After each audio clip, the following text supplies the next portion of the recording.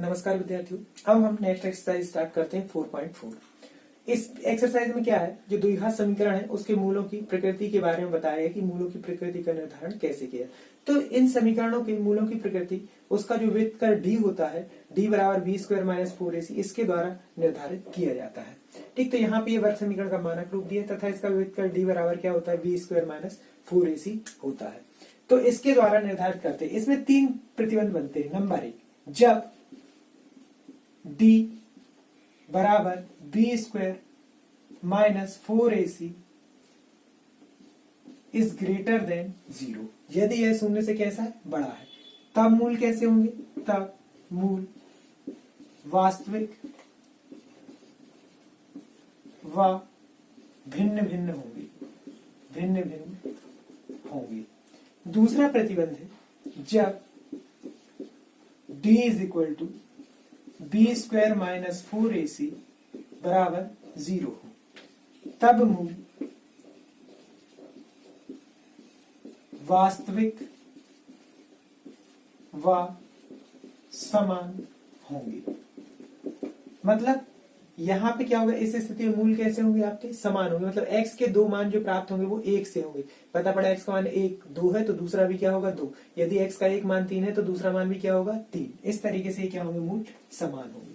फिर क्या है, जब d बराबर b square minus 4ac is less than 0, यदि ये क्या है आपका 0 से छोटा है, तब क्या होगा, कोई मूल वास्तविक नहीं होगा, कोई वास्तविक मूल नहीं होगा। तो इस स्थिति में हम उसका मूल ज्ञात नहीं करेंगे। सिर्फ मूल किस स्थिति में ज्ञात होंगे, फर्स्ट और सेकंड में। इसमें क्या होंगे, 2 मूल अलग अलग मान प्राप्त होंगे। मतलब x का मान एक बार 2 आया तो दूसरा मान क्या होगा, 2 के अलावा कोई और होगा। इसमें दोनों मान समान आएंगे और इसमें कोई। देखिए यहाँ पे एक्सरसाइज 4.4 का पहले का दूसरा क्वेश्चन है। इसमें दिया 3x square minus 4x under root 3x plus 4 बराबर 0 हो, तो यदि मूलों का अस्तित्व हो तो मूल ज्ञात कीजिए। तो सबसे पहले तो हम क्या करते हैं, इसका व्युत्कर ज्ञात करते हैं। व्युत्कर ज्ञात हो जाएगा तो पता पड़ जाएगा मूलों की प्रकृति कैसी है, और अस्तित्व होगा तो मूल निकाल लेंगे, अदरवाइज नहीं निकालेंगे। तो सबसे पहले जो दिया है वह लिखते हैं 3x square minus 4 under root 3x plus 4 is equal to 0। यहां तुलना कर दीजिए तो a बराबर कितना हो जाएगा 3, और b बराबर कितना हो जाएगा -4, और c बराबर कितना हो जाएगा 4। अब d बराबर कितना होता है, d बराबर b square minus 4ac। So d बराबर कितना हो जाएगा, b स्क्वायर मतलब कितना हो जाएगा, whole square of -4 -4 as it is. Value of a 3 हो जाएगा और वैल्यू ऑफ c कितना हो जाएगा 4। इसका इंटू कर दीजिए, सो ये कितना हो जाएगा 16 माइनस ये हो जाएगा ये हो जाएगा 4 48 48। So d is equal to कितना हो जाएगा, माइनस ये हो जाएगा आपका 32। d का मान हमें कैसा प्राप्त हुआ, ऋणात्मक हुआ। अतः इसका क्या होगा, कोई वास्तविक मूल नहीं होगा। चूंकि d इज लेस देन 0, अतः द्विघात समीकरण का कोई वास्तविक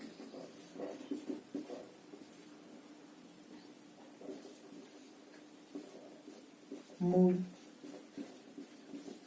अब इस समीकरण की तुलना ax square plus bx plus c बराबर 0 से कर दीजिए। सो a बराबर कितना हो जाएगा यहाँ पे 3, और b बराबर हो जाएगा -4 अंडर रूट 3, और c बराबर कितना हो जाएगा 4। अब हम जानते हैं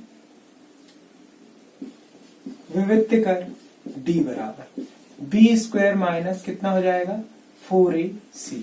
सो d बराबर b square minus 4 under root 3 का whole square minus 4 into a का जो मान है वो कितना हो जाएगा 3 और c का जो मान है वो कितना हो जाएगा 4।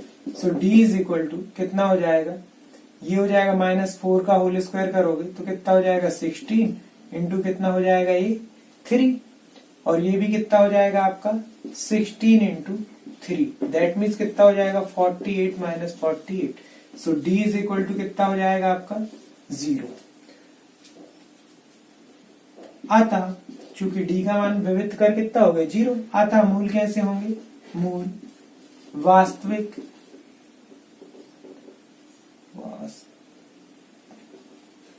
अतः मूल वास्तविक व समान होंगे।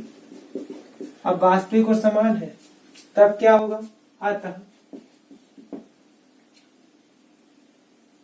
x बराबर -b plus minus under root d upon 2। अतः x बराबर -b plus minus under root d upon 2a। अब मान रख दीजिए, सो x बराबर माइनस और ये कितना हो जाएगा -4 under root 3 plus minus under root 0 upon 2 into a का मान कितना हो जाएगा 3। सो x बराबर ये हो जाएगा 4 अंडर रूट 3 और प्लस माइनस ये 0 हो जाएगा और ये कितना हो जाएगा 2 इंटू 3। सो 2 2 ज़ा 4 और ये कितना हो जाएगा x is equal to 2 under root 3 upon 3। चाहे तो इसका परिमेयकरण कर दीजिए तो ये कितना हो जाएगा under root 3 upon under root 3।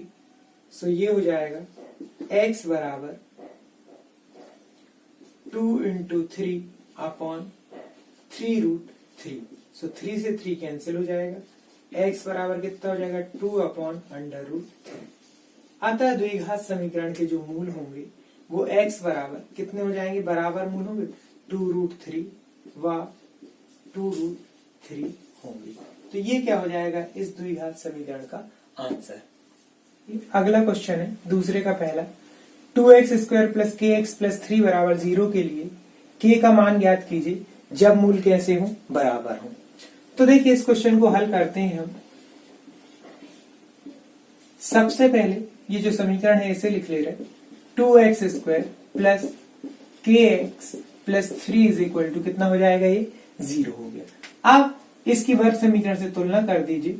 सो यहाँ पे a बराबर कितना हो जाएगा 2, b बराबर कितना हो जाएगा k और c बराबर कितना हो जाएगा 3। तो दिया क्या है, प्रतिबंध दिया, विविध कर निकाल लीजिए। तो विविध कर क्या हो जाएगा, d बराबर b square minus 4ac। So d बराबर कितना हो जाएगा, d बराबर हो जाएगा k square minus 4 into 2 into कितना हो जाएगा 3। सो d बराबर कितना हो जाएगा, ये हो जाएगा k स्क्वायर माइनस 24। चूंकि मूल बराबर है, मूल कैसे है, मूल बराबर है, अतः क्या हो जाएगा, या इसलिए d बराबर 0। सो d का मान कितना है, k square minus 24 is equal to 0। इसको हल करें, so k square is equal to कितना हो जाएगा 24। सो k बराबर कितना हो जाएगा, या k is equal to under root 24। इसको हम कितना लिख सकते हैं, इसको लिख सकते हैं 4 इंटू 6। सो ये हो जाएगा k is equal two plus minus लगा दीजिए हम, प्लस माइनस 2 रूट 6। अतः k बराबर 2 रूट 6 या k बराबर माइनस 2 रूट 6 के लिए द्विघात समीकरण के मूल